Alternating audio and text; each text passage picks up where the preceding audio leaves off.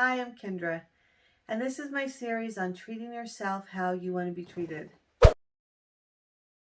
One thing that can get your attention really fast is pain in your body. I have experienced this myself. I was diagnosed 4 years ago with spinal stenosis and sciatica, and believe me, it was not a joke. I mean, I had people say, I read books that pain in your body and in your back is just in your head. And while I'm really grateful to those people to tell me about the books, and I did read them 1 year ago today, actually this month, 1 year ago, I did read the books on healing your back pain by John Sarno. And I'm really grateful, but it wasn't in my head. I assure you, it was real pain and it hurt really bad. And it got my attention like nothing else could. So you got to ask yourself, I know I did. I had to ask myself, get really honest. Why is this pain in my life? What's going on? What am I avoiding dealing with? What boundaries am I not setting? Believe me, if you want something in life and you don't do anything about it, your mind-body connection will step in and take over and do something for you. And it might not be pretty. I'm telling you right now, it might hurt a lot. But if you're not doing the work, your mind-body connection definitely will do the work. And this is such a good reason to see why this is happening to you, what it's doing for you, and dig through it and release some of that old stuff, release some of those old beliefs, those old suppressed and repressed false low vibrational emotions. Release some of that stuff. And it is definitely in layers. You can release a lot of stuff and still have a bunch of stuff underneath you don't even know you have. This is our body's way of using the path of least resistance, because we do really want something to happen for us and we don't know how to do it, or we're using other coping mechanisms that honestly aren't working anymore. So our mind can send a signal to our body to withhold oxygen from our muscles and ligaments, from all parts of our body, causing us to be in huge, enormous amounts of pain. It's not in our heads. It's real. It's our body really doing this to us to get our attention to do some shadow work and stop coping and stop self-soothing. Stop using those band-aids that worked for us a long time ago that actually maybe helped us in certain situations. They're not helping us anymore. We have to wake up. The Great Awakening, expand, raise our vibration. It's time. So just a little bit about my story is 4 years ago, I told you I was diagnosed with sciatica and spinal stenosis.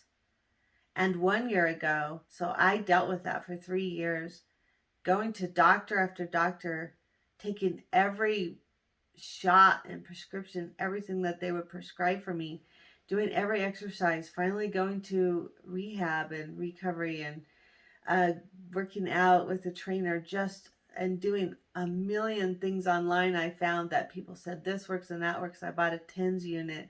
I mean, I literally did everything outside of my body to stop this pain.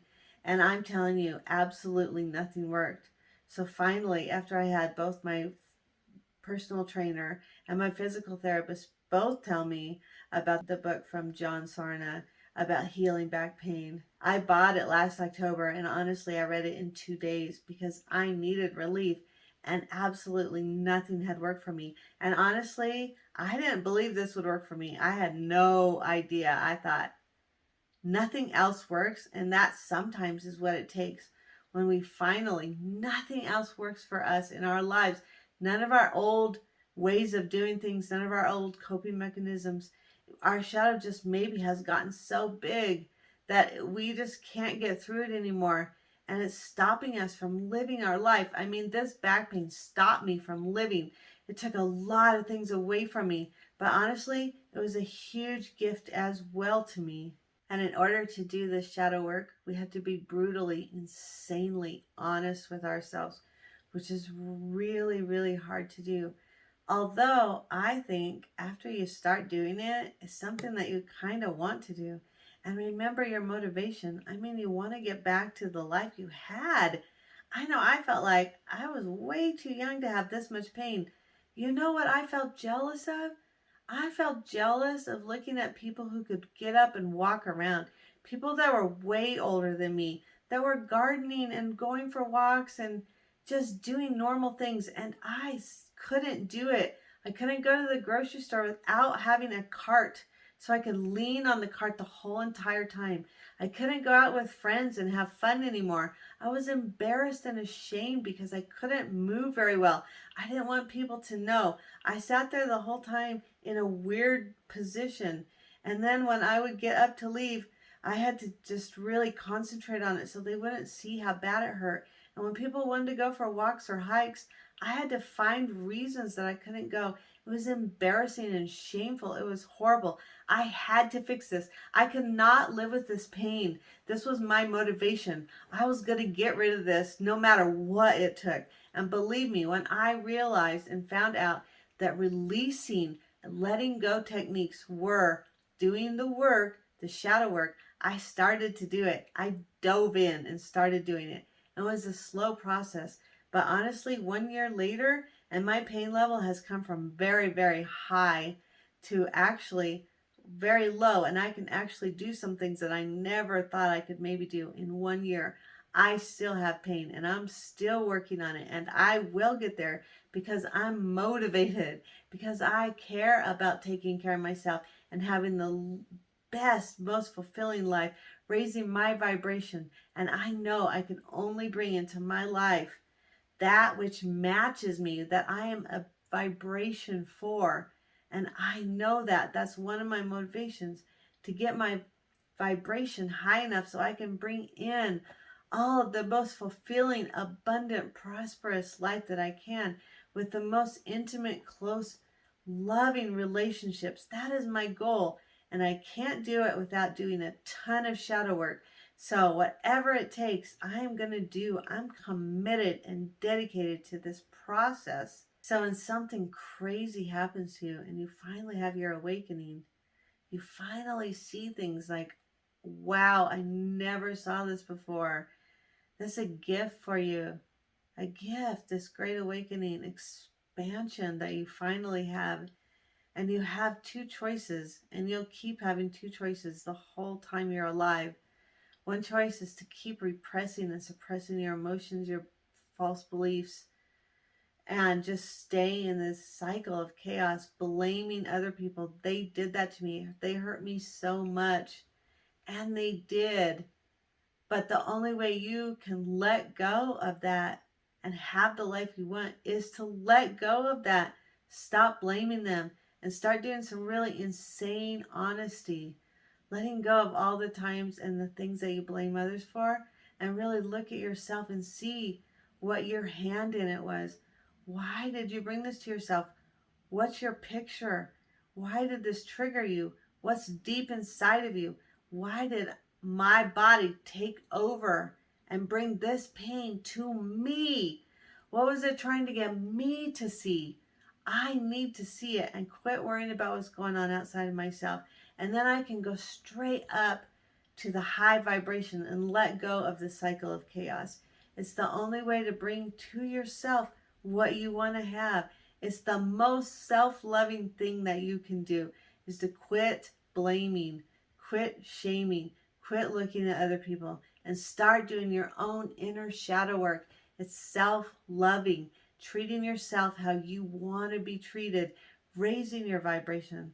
Let's all do it together. We're all in this together, here to help each other. And the more we raise our own vibration, the better we bring in, the more other people will look to us and see how we're doing it and will want to do it too. Because maybe their self-soothing coping mechanisms have stopped working for them as well.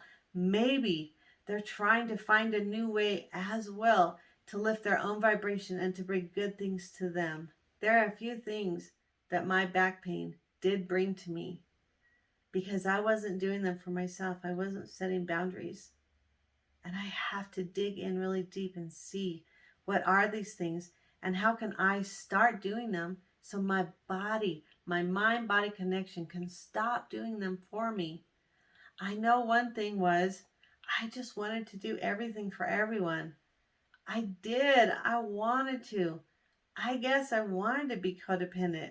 I wanted them to depend on me so that I could keep them close to me and have the relationships in the family that I always wanted to have. I wanted to do everything for my children, for the people around me all the time. And I did do everything for them, and they got reliant and dependent on me doing it for them. But honestly, it wasn't right. It wasn't good for them. It wasn't something that should have been going on. And that back pain stopped it dead in its tracks. I couldn't do everything for everyone all the time. We had just moved across the country as our whole family, and I couldn't even really help pack or move. It also brought out people's true feelings towards me.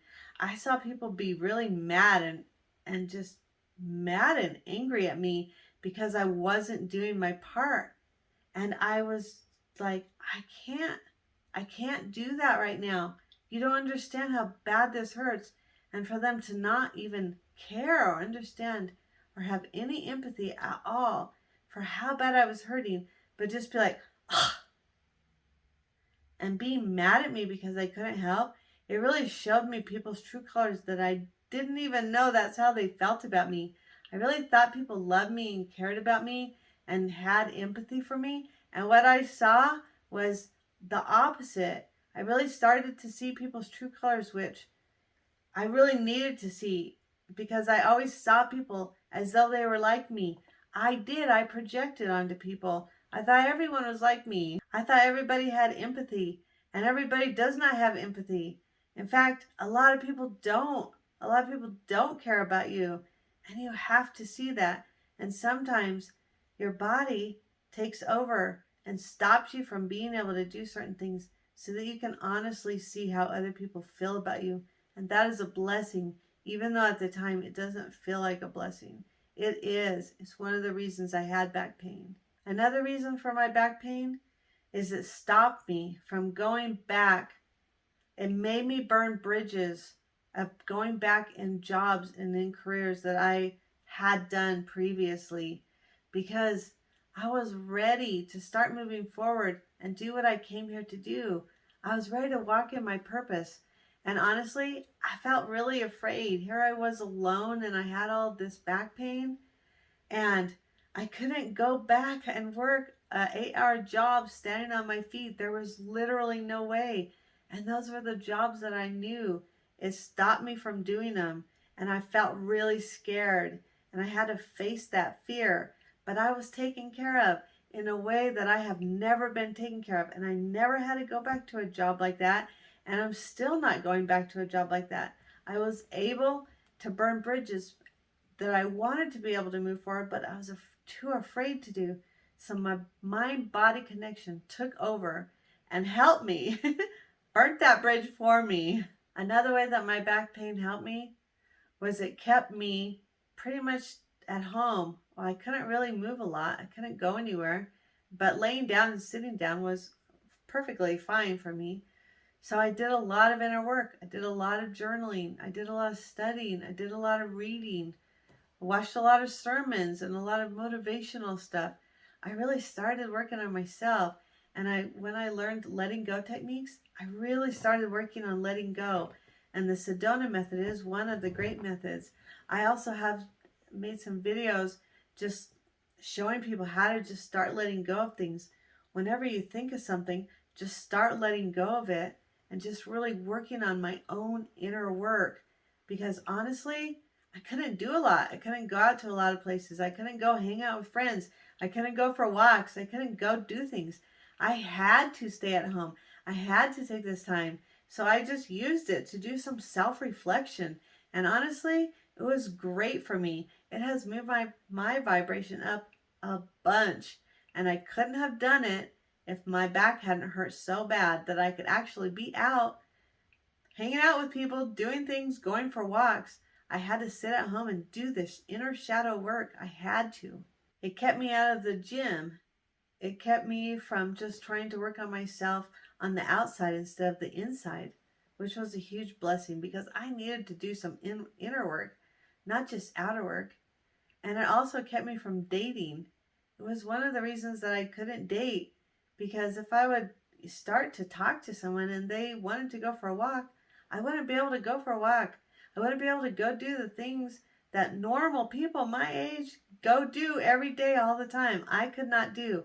And it was embarrassing. So it kept me from doing those things, which was a huge blessing because I needed to be away from dating for a while, away from other people, away from that just social scene, and really do this inner work. And my body knew I needed it, so it stopped me. And it wasn't pleasant. It was a horrible way of doing it. But since I wasn't doing my own inner work on purpose, my body took over and did it for me. It was the path of least resistance that our body takes. It does the easiest thing it can do: withhold oxygen from your bones, ligaments, and muscles, from every part of your back that it can, so you can't move, so you're forced to sit and work on yourself. It's crazy, but it actually works if you work with it and stop avoiding it. It kept me from going out dancing because I was trying to go out dancing, and it kept me from having one night situations that were really self-harming than anything else. It kept me from doing all of those things that I used to do to self-soothe, so I wouldn't have to face my inner shadow. And it kept me from doing all of the things that I was using to protect myself and to self-soothe. And it made me sit with my shadow and work on it, work on releasing my false beliefs and releasing the identities, letting go of identities that I didn't believe were mine, and really look at what my part was in everything that I was doing, everything that was around me, everything that was happening. It showed me that I would be provided for. That was one of the biggest things I think that my back pain did for me, is it showed me that even though I could barely do anything, I was always going to be provided for. And for those 4 years when I was all alone, after I had been divorced and had someone around all the time to help me, I didn't have that anymore. I was really scared. I was alone, and I didn't know how I was going to be able to take care of myself. And with this back pain, it made it a bazillion times worse. Now I was really afraid because I couldn't just hop back into the old way of doing things, hop back into a job, hop back into those other ways of making money. I couldn't do it now. I had to sit here and trust that I would be taken care of, that everything would be provided for me. And the craziest, I can't even tell you how everything just fell together and worked out for me. And I can't even explain it. It was a miracle. And I wouldn't have seen this miracle had I been able to go out and get part-time jobs here and there and do things to make money. I wouldn't have been able to see this miracle that I can absolutely be taken care of by the universe, provided for. I could have abundant, fulfilling life if I let go of trying to do it myself. So start being self-loving. Start investigating, exposing, and exploring your shadow. Start setting boundaries. Start using letting go and releasing techniques. Start doing the shadow work. It's the only way to get that out of there, because at our age, I mean, the ways that we were coping with things, the way that we were self-soothing, they aren't working anymore. And they're going to just stop working overnight in some cases. And we're going to have a huge awakening and see things for what they are. We got to be self-loving. We have to let go of this whole shameful shadow. We have to be really intensely focused on being honest, brutally honest. We have to face the dark depression, and we can weed it out, work through it. And what we find after we can let that go is ourselves, and loving ourselves, and really creating the life we want through our own manifestation, our own creating through love, instead of creating through the craziest ways that we're not facing it. We want something and our mind body has to take over. That's not the creation that we want. We have to let that go. Don't make your body have to take over for you because you don't have boundaries. Don't make your shadow any bigger. Start exploring it, exposing it, working on it, loving and integrating your shadow, all parts of yourself. Love yourself, treat yourself how you want to be treated. And everyone else will see this and it can help them too. But don't worry about them because they're on their own journey. I had to learn that about my children. They're on their own journey and they're going to get there. And the best thing I can do is take care of myself so they actually have a good example. Thank you.